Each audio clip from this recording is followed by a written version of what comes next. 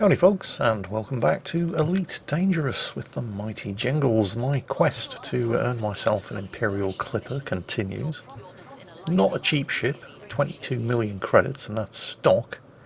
By the time I finish kitting it out to the standard that I want, I'll probably have ended up doubling the value of the ship. So that's going to be a lot of money that I need to earn. And then of course there's also a rank requirement associated with it. You have to be ranked Baron within the Imperial Navy Reserve before they even allow you to buy the ship. So there's a fair old grind ahead of me. However, you've got to spend money to make money, so I've accumulated enough cash to be able to trade in my excellent Asp Explorer for my first dedicated cargo ship. This is the Type-7 Transporter, and it's the first large ship that I've ever owned. It's also the cheapest large ship in the game, at a mere 17.5 million credits. But I can really pack the cargo and the passengers in one of these things. Of course it flies like a bus, because it basically is. The jump range isn't fantastic unless you're prepared to spend an insane amount of money on a top-of-the-line frameshift drive, but it'll do. It's going to be good enough to get me started. However, if I can't really afford to spend the money required to get an A-rated frameshift drive to increase the jump range of the ship, and I can't afford, not only does not every station sell them, but you're probably talking about doubling the value of your ship just with the addition of an A-rated frameshift jump drive. But there are other ways that you can increase the jump range of your ship without spending that amount of money. In fact, in a lot of cases you'll be saving a lot of money because the various different modules on board the ships all have a rating. And when you buy a new ship, you usually get the stock modules which have an E rating, and E-rated modules are absolutely terrible. And they're also extremely bulky. Now, D-rated modules aren't that much better, but they come in at a fraction of the mass. D-rated modules always have the lowest weight within the class of module that you're looking at. So by swapping out all of the stock modules for D-rated modules, I'm able to substantially lighten the mass of the ship, and that has increased the jump range. It's still not great, but the simple act of swapping out things like my E-rated shield generator, my E-rated power plant, my E-rated power distributor for the D-rated versions has lightened the ship enough that I've managed to stretch that around about stock 7 light year jump range up to around about 12 or 13 light years, which still isn't fantastic. And of course, as soon as I fill the ship up with cargo, that jump range is going to drop right back down to 7 or 8 light years again, because of course cargo has mass. But at least with a lighter ship to begin with, I'm starting off with a better initial jump range, so it's all good. At the moment I'm heading back to those Imperial stations that have been attacked by the Thargoids to evacuate refugees once again.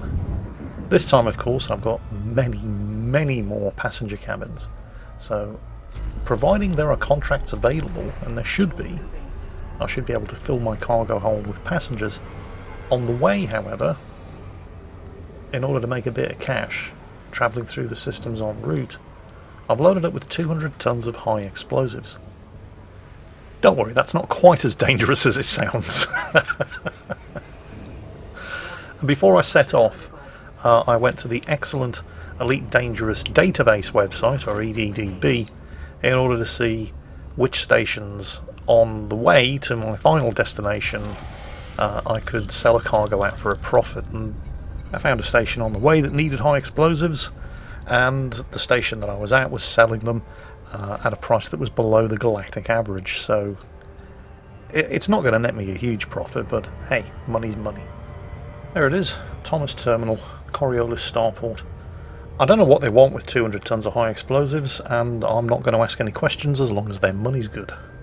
The issue here, as I'm about to discover, because previously to this I've mostly just been exploring or transporting passengers. All of those passengers have just been nobodies packed into economy class cabins, and this is the first time in an extremely long time I've actually been transporting a cargo that's worth anything. And when you are transporting a cargo that's actually worth something, you tend to attract the attention of pirates, and this hasn't really been anything that I've had to deal with on a regular basis. And I'm flying an unarmed ship that's really slow and big and fat and heavy. Shit. Well, how can pirates attack you when you're travelling in Super Cruise? Well, there's this thing called a frame shift drive interdictor. I remember when it was first introduced into the game. I mean, this was years ago.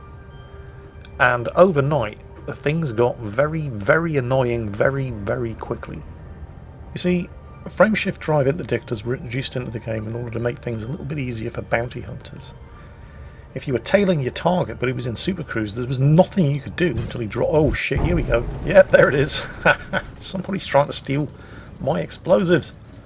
So, here's how it works, at least from my perspective. That escape vector, I have to attempt to keep my ship pointing towards that. Meanwhile, the guy that's interdicting me is trying to do exactly the same thing, but I've gotten away with it. Interdiction evaded. They're trying to scramble my engine to cause it to shut down and dump me back into real space, where he can then jack my cargo.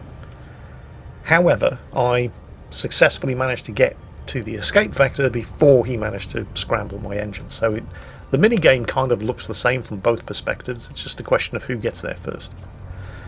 In this case, it was me. But you can see how that is going to be useful for a bounty hunter, for example. They're chasing down a target with a bounty. They're in Super Cruise. Get behind them, scramble their engines with a frameshift drive interdictor. But of course, it's equally useful for pirates who are attempting to jack people's cargoes. And I remember on the very first day, and like I said, this was years ago, when frameshift drive interdictors were first introduced into the game, it was next to impossible to make it from a system jump point to an orbital station in Super Cruise without getting frameshift interdicted at least 3 times on the way. I mean, that shit got boring really fast. Because, of course, the first time it happened, you always got interdicted because you just had no idea what was going on. You might not even be able to see the escape vector. So then you either had to fight or try to boost out of there with your afterburners until your frameshift drive had gone through the cooldown cycle and you could jump out again, back into Super Cruise. But even if you did get good at finding that escape vector and avoiding the interdiction, so you'd have to find your target point, align with your destination, continue on Super Cruise, and then you get interdicted another 1 or 2 times at least before you managed to actually get there. So it was taking 3 times longer than normal to get anything done. It was a massive pain in the arse. They completely overdid it. I mean, if given the choice between getting interdicted by an NPC and a player, I'll take an NPC any day of the week, because they at least spell check the messages demanding that you drop your cargo. And also they weren't as good at it as the players swiftly got. So it was easier to avoid interdiction by an NPC. They very quickly realised that they'd completely overdone it and scaled back the frequency with which you got attacked by somebody with a frameshift drive interdictor. There was nothing they could do about the players doing it, of course. But then again, you can just play in solo play rather than open play, and you don't have to worry about running into other players. Yes, I know I'm using a docking computer. Deal with it. Scan detected. It saves so much time. I know, yes, of course, you can execute your landings a lot faster if you do it manually, and you get pretty good at it pretty quick. But I can be doing other things while the docking computer is taking care of landing and taking off. The downside of this, of course, is that while it is massively convenient, I mean, it's not that I can't do a manual landing or a manual takeoff. I mean, you saw me doing a manual landing and a manual takeoff in last week's episode, or this weekend's episode, when I was landing at a station that had been damaged by the Thargoids in order to evacuate refugees because the navigational aids at the system were offline. But if you are using the docking computer all the time, then you don't get good at doing manual takeoffs and landings. And the first time you have to do a manual takeoff or a manual docking, even if you do have a docking computer, for example, when you're transporting a passenger who is wanted and you cannot afford to be scanned, or if you have illegal goods in your cargo bay and you can't afford to be scanned, The first time you do that, if you've been relying on a docking computer, you're probably going to fuck it up. And you're probably going to die. So there's definitely a good reason to not use a docking computer, but only if you're planning on undertaking illegal activities. As long as you're staying on the right side of the law, docking computers are massively convenient. The reason I'm checking the mission board right now instead of going straight to the commodities market is to see whether or not anybody is actually in need of any high explosives and would be prepared to offer me a better price. As it is, they're not, so I'm just going to have to sell them on the open market, and I'm making a profit, but it's not much. A 30,000 credit profit in the grand scheme of things for 200 tons of cargo is chicken feed. Although it's a matter of perspective. I mean, if you're flying around in a Sidewinder, for example, a 30,000 credit profit is great, but you wouldn't make a 30,000 credit profit in a Sidewinder because you wouldn't be carrying 200 tons of cargo. Ah well, I'm not entirely sure it was worth the effort of the diversion. Well, it's not really a diversion. This system was on my route anyway, but my reduced jump range, because I'm carrying 200 tons of cargo around, and the time that it took me to actually get from this system's jump point to the station in order to be able to sell it, has probably added a lot of time to my journey that probably wasn't worth the 30,000 credits.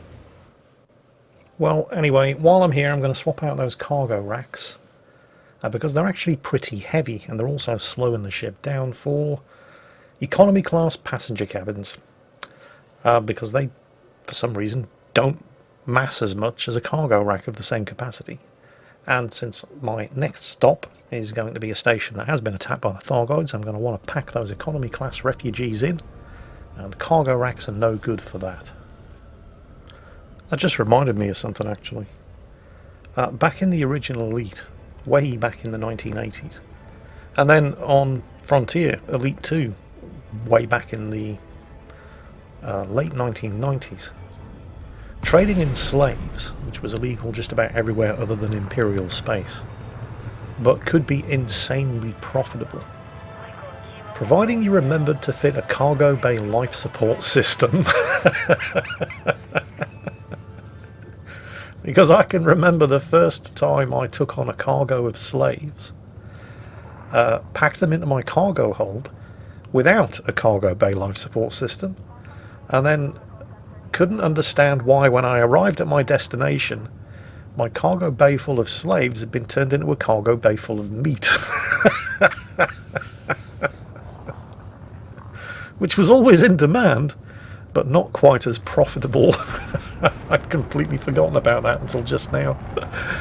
Oh yeah, those were the days. Right, anyway, we're back. This orbital has been attacked by the Thargoids. Unfortunately, it is not in a damaged state. If it was, there'd be an evacuation ship waiting in system, and all I'd have to do would be to shuttle the refugees from the station to the rescue ship. It's in a repairing state. So there's an opportunity to make an awful lot of reputation and credits by finding out what supplies they need in order to get the ship repaired, the station, and delivering exactly those kind of cargoes. But there is also still, or are also still, a lot of refugees on board, and they all need taking off the station. The problem here, of course, is that there isn't a rescue ship in system, so it's not just a simple case of a 2-minute turnaround taking them to and from a rescue ship. I have to actually take them to, an actual destination in another star system. So this is still kind of profitable, and it's still pretty good for reputation, but it's not nearly as good as it would be if the station was actually still recovering from the immediate after effects of a Thargoid attack. You can see how slowly I'm actually landing here. This is of course because I'm used to relying on the docking computer. I really hope this doesn't come back to bite me in the arse at some point in the future. Well, I'm back, and this time I'm in a Type 7 Transporter and not an ASP Explorer, and I can take hundreds rather than dozens of passengers. The problem here, as I quickly discovered, is that there weren't enough refugees at one station in this system to fill up my passenger cabins, so I had to check in at the other damaged stations in this system in order to fill up the hundreds and hundreds of empty passenger cabins that I now have. Now that was never an issue when I was flying an Asp Explorer and I could take 40 passengers at most. I could fill up my passenger cabins at one station. Because I was only taking 2, 3 or 4 different groups of passengers, I only had to deliver them to 2, 3 or 4 different systems. And the Asp Explorer, because it's designed for long-range travel, could make those jumps much, much faster than a Type-7 Transporter can because it had a much, much bigger jump range.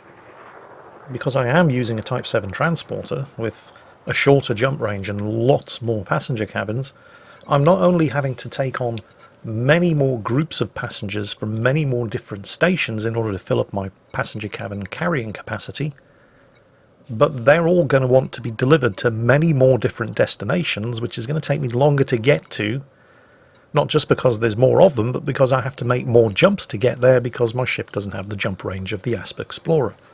So I rapidly discovered that just having lots and lots of passenger cabins in a much bigger ship was actually less efficient than doing the same thing in a smaller ship. Yeah, I'd make 3, 4, maybe 5 times the profit once I'd finished delivering everybody to where they wanted to go, but it would take me 10 times as long. Another factor that ended up making this whole process far more laborious than it needed to be was that in order to fill up the cargo hold, the passenger cabins, I had to do something that I never had to do when I was in the Asp, and that was agree to deliver refugees to planetary locations, which is an order of magnitude more complicated and time-consuming than delivering people to orbital stations. Now, if you don't have the Horizons expansion for Elite, this won't even be an option. But I do, and so it was, and I really wanted to maximise my passenger carrying capability. So I ended up accepting a whole bunch of these missions. It's not just that it takes you longer to land at a surface station, it takes you longer to leave a surface station as well. I mean, look at this shithole. Who wants to go here? Seriously.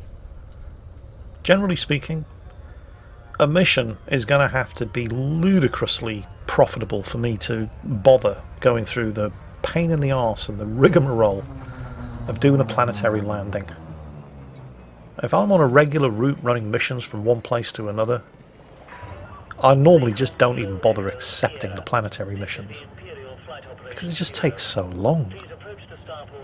Okay, I'm close enough to request docking clearance. The docking computer's taken over. It's going to put me down on the landing pad down there. Let's see how much this ends up being worth. It looks nice, I'll give it that much.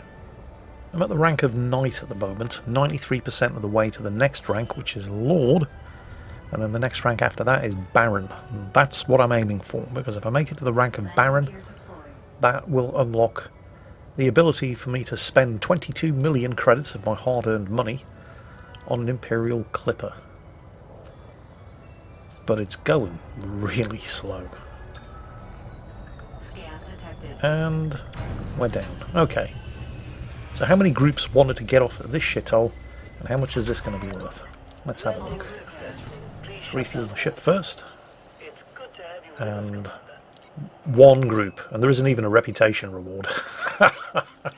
And the credit reward is less than 140,000 credits. Yeah, this is no good. There's got to be a better way of doing this. Well, it turns out there is.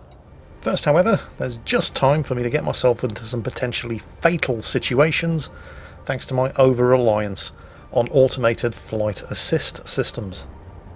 As well as the docking computer, there's also a Super Cruise Assist module. And what this does is, well, all you have to do is select your destination, make sure that you're in Super Cruise, point the nose of the ship in the general direction of wherever it is that you're planning on going, and the Super Cruise Assist takes over. It manages your throttle, it keeps you pointed in the right direction, it drops you out of Super Cruise once you're within range of the destination. Like I said, these automated systems are quality of life improvements that allow you to do other things like go downstairs to the kitchen and make some coffee and wash the dishes while your automated systems are taking care of running your ship. But one thing that the Supercruise Assistant does not do is bring your ship to a halt after it drops you out of Supercruise next to the destination, and you're still pointing towards the destination, which in this case is a Coriolis orbital station that masses millions of times more than my Type-7 Transporter. Oh shit. The only reason I survived this, as my shields are instantly knocked out by the impact, is that the Type-7 Transporter is a large ship, and it does actually have a fair amount of armour. And also, I came back upstairs with a hot cup of coffee in my hand. Let's see if you can figure out at what point I came back upstairs with a hot cup of coffee in my hand to realise the potential disaster that was about to unfold. There it is, you just saw the throttle move. This is me going, oh, fuck, and desperately trying to use my throttle and thrusters to get off this station as my hull continues to take damage. But I'm jammed in there, good and proper. There's nothing I can do. So I'm having a good old panic here, frantically trying to work the side thrusters to get clear of the structure of the station. But nothing is happening. I've taken about 30% hull damage. And I can afford to replace the ship, it is insured, but it's going to wipe out most of my savings. And there's also the matter of all of the passengers that are on board. Not that I care much about the passengers themselves, but I'll lose a lot of reputation if I don't complete the missions. And that's when I had a sudden brainwave. I thought to myself, hang on a minute, instead of trying to do this manually, why don't I just engage the docking computer? So we'll request docking clearance from the station, there it is in the contacts list, and we'll let the docking computer get me out of the trouble that I've gotten myself into. Oh shit, it's not working. Then I had another idea, because I'd seen a video on YouTube of somebody getting themselves stuck, and they managed to get themselves unstuck just by dropping their landing gear. So I dropped my landing gear. I don't know why this would work, but it did. And oh, there we go. No, still stuck. Oh shit. God damn it. Yeah. I mean, I'm not as stuck as I was, but I'm still stuck. And I'm taking even more hull damage. I'm now down to 64%. It's almost as if my landing gear is what's stuck on the station now, and I was really starting to get desperate. Because I really didn't want to lose the ship and lose all of those contracts. This is when I had my third idea. Of course, my first idea should have been not to go AFK while I was in Supercruise Flight Assist. But my next thought was, well, maybe it's the landing gear that are stuck. So I retracted the landing gear, and I'm still stuck. The next idea that came to me was, what happens if I log out? It's got to be worth a try. So we'll exit to the main menu. Although I have to wait because I'm in trouble. Come on, come on, come on, come on, come on, come on, come on. Right, exit the main menu. Continue. Solo play. Fingers crossed. Oh. Well, I don't appear to be about to die anymore. I think I certainly deserved to die, but I managed to get away with it. So, lesson learned, don't rely overly much on automated flight assist systems. I mean, it's dangerous enough going AFK when you're in Supercruise en route from one part of a system to another, because what happens if you get jumped by pirates? But even if it's an uneventful flight and you don't get jumped by anybody on the way to your destination, you better make damn sure that you accurately judge how long you have until you must be back at the controls in order to avoid pancaking into an orbital station like that. Or just don't go AFK in the first place and don't rely on your flight assist. Either way though, this is still a horribly inefficient method of grinding money and reputation. There must be a better way of doing this. Well, it turns out that there is.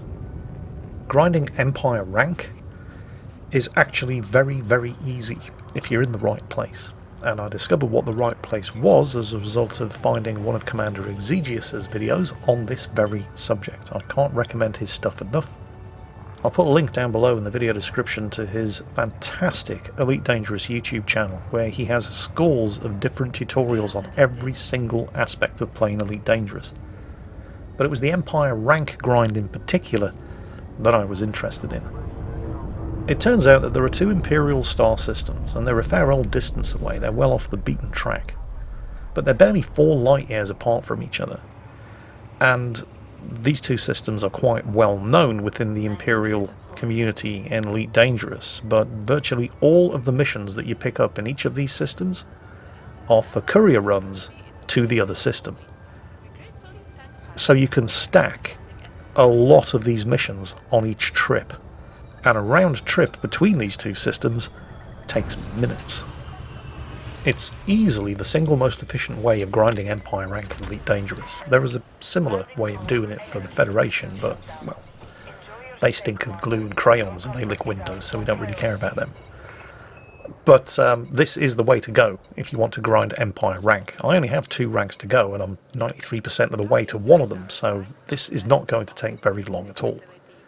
It's a completely foolproof way of grinding out the rank that you need quickly and efficiently to unlock access to the Empire ships that you want.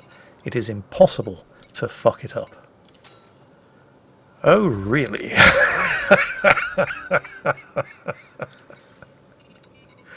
Well, we're going to see about that. And that, of course, is coming up in the next episode. I hope you've enjoyed this one. I hope you're all having a great day. And as always, take care, stay safe, and I'll catch you next time.